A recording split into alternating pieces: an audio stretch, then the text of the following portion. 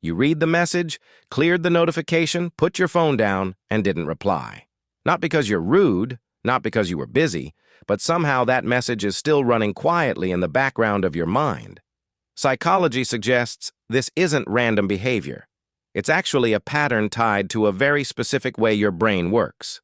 When you see a message and walk away, there's more happening internally than it seems. Try something simple. Pick up your phone and instead of counting unread messages, count how many you've read but not replied to. That number alone can be surprisingly revealing. It shows that the issue isn't avoidance, it's processing. Your brain, in moments like these, isn't acting like a typewriter that instantly produces responses. It behaves more like an editor.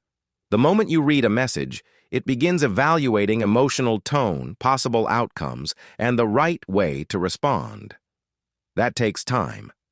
Until that internal process feels complete, your brain doesn't give you the green light to reply. Psychologists refer to this as cognitive load buffering. Your mind is holding the response, not ignoring it. But here's the uncomfortable part. While your intention might be neutral, the person on the other side may feel something entirely different. Being scene-zoned can trigger the same brain region associated with physical pain, the anterior cingulate cortex. To them, it can feel like rejection. That gap between intention and impact matters. Even a small acknowledgement like, "Got it, will reply soon," can soften that experience significantly. Another layer to this is overstimulation. Think about how many messages you receive daily, across apps, groups, and conversations.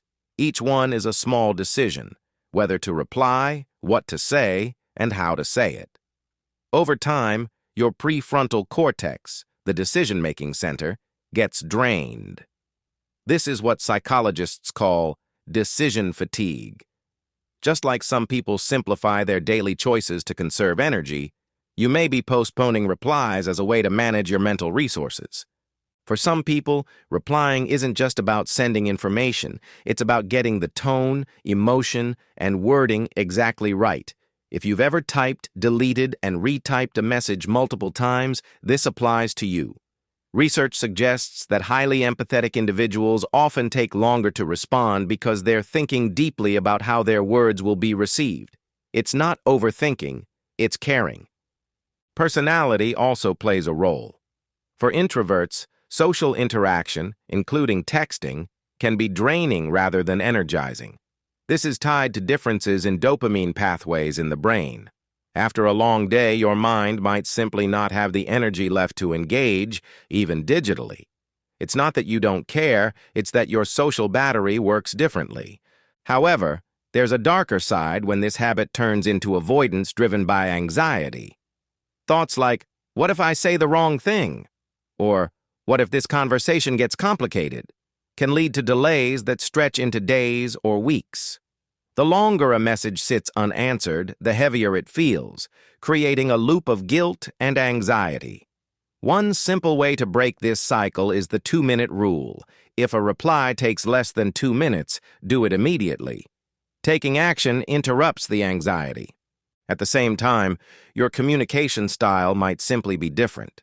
Some people express themselves through constant messaging, while others show their presence more meaningfully in real life. You might be someone who puts the phone down, maintains eye contact, and listens fully when you're with someone. That digital silence doesn't mean absence. It can reflect deeper presence. In the end, reading a message and not replying isn't necessarily rudeness or indifference. It can reflect a mind that processes deeply, values words, and tries to protect itself from overload. That depth is a strength, but relationships still need small signals of acknowledgement. A simple response like, "Saw this, let's talk later," can maintain connection without draining your energy. Your silence is a language, but like any language, it only works if the people who matter can understand it.